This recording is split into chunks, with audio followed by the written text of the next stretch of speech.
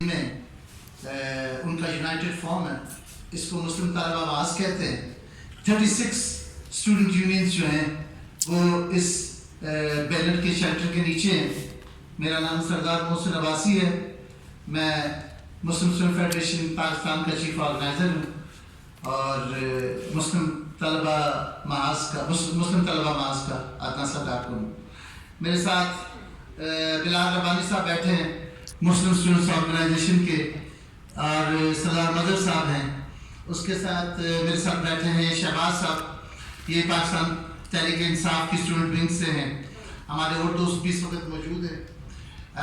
مختصر بات یہ ہے کہ آج آپ کے سامنے آنے کا مقصد قرآن کی یہ آیت، آپ نے اس بات کو غور سے سمجھنا ہے۔ ہم اپنا موقف آپ کے سامنے رکھنا چاہتے ہیں کہ ہمارا موقف بیسیکلی کیا ہے۔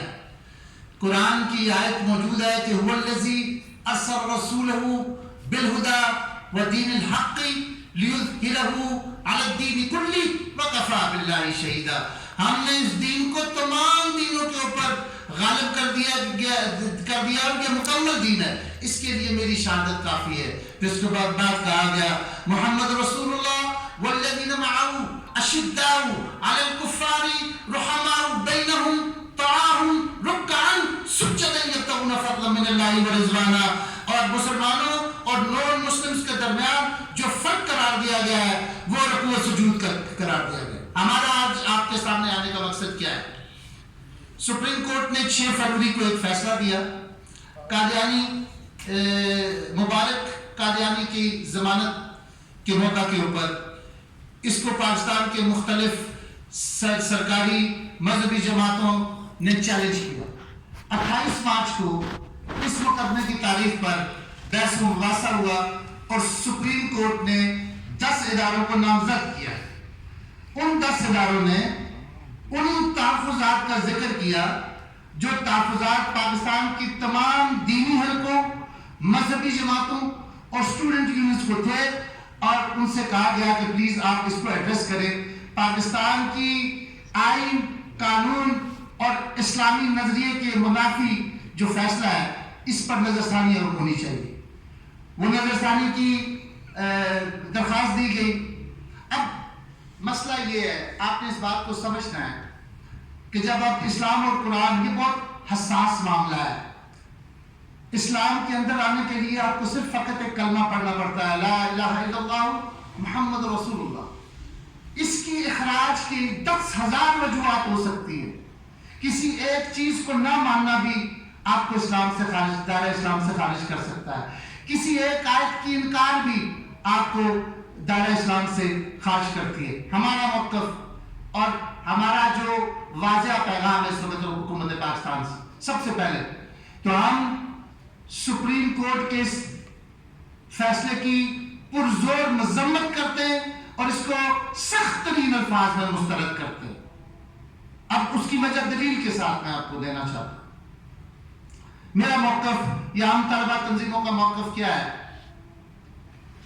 حضور اکرم صلی اللہ علیہ وسلم نے کہا کہ انا خاتم النبیین لا نبی بعدہ، میں آخری نبی ہوں، میرے بعد کوئی نبی نہیں آئے گا۔ 1973 کے آئین کے مطابق، اور اس آئین کی وہ شکیں جنہوں نے غیر مسلم کو ڈیفائن کیا، اس ڈیفینیشن کی روح سے ان کو کافر قرار دیا گیا۔ اب اس میں بہت سی چیزیں ہمارے وکلاء کا موقف ہے، طلبہ تنظیموں کا موقف ہے، اس میں مذہبی جماعتوں کا موقف ہے، جو میں آپ کے سامنے رکھ رہا ہوں کہ آج سپریم کورٹ کا فیصلہ مسلمانوں کے حق میں نہیں بلکہ مرزائیت کے حق میں ہے۔ چند شکے بدترین مرزائیت نوازی کی دلیل ہے۔ فیصلے کی کل 50 شکے۔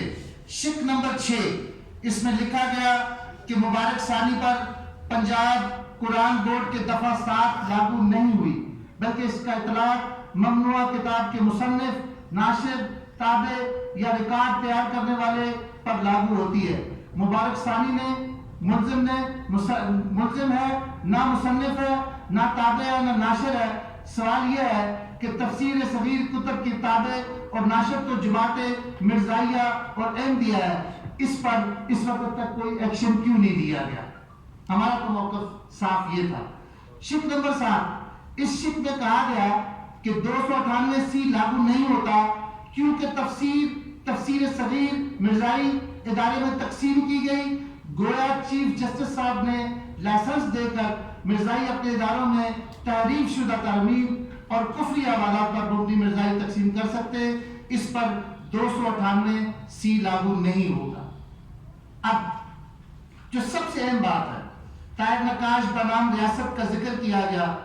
مرزائیوں کا اپنی عبادتگاہوں میں کلمہ طیبہ لکھنا توہین رسالت نہیں ہے، اس پر 295C لاگو نہیں ہوگا۔ جج صاحبان کو معلوم ہی نہیں کہ قادیانی کلمے میں محمد صلی اللہ علیہ وآلہ وسلم کو نہیں بلکہ مرزا قادیانی مرحوم کو لکھتے ہیں، اور یہ بات وہ برملا اپنے MD TV کے اوپر اس کا اعتراف کر چکے کہ جب ہم کلمہ طیبہ لکھتے ہیں تو اس میں ہمارا جب محمد رسول اللہ کہتے ہیں اس کا مقصد جو ہے نعوذ باللہ وہ مرزا مرحوم قادیانی ہے۔ اس شک میں اب عوامی سطح پر خود کو مسلمان کے طور پر پیش نہیں کریں گے۔ اب جو سب سے اہم بات جس کے اوپر ہمارا اعتراض ہے، اور وہ میں اپنی پاکستان کے عوام کے سامنے بھی رکھنا چاہتا ہوں، آپ لوگوں کے سامنے بھی رکھنا چاہتا ہوں، اس فیصلے کی شک 33 اور 40 میں لکھا ہے، ترجمہ ہے کہ در حقیقت یہی اسلام ہے۔ ہاں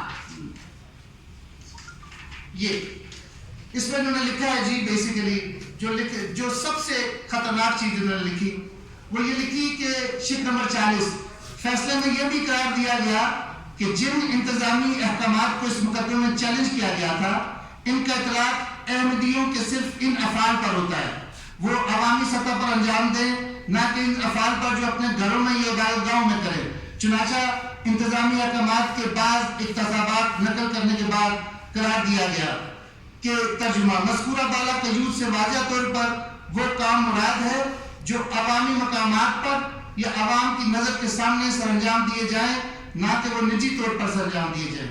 یہی اصول ماضی قریب میں سپریم کورٹ کے ایک اور بینچ نے مقدمہ بنوال طاہر نقاش بنام ریاست میں بھی اس فیصلے کو دہرایا تھا۔ دیکھیں ہمارا موقف کیا ہے۔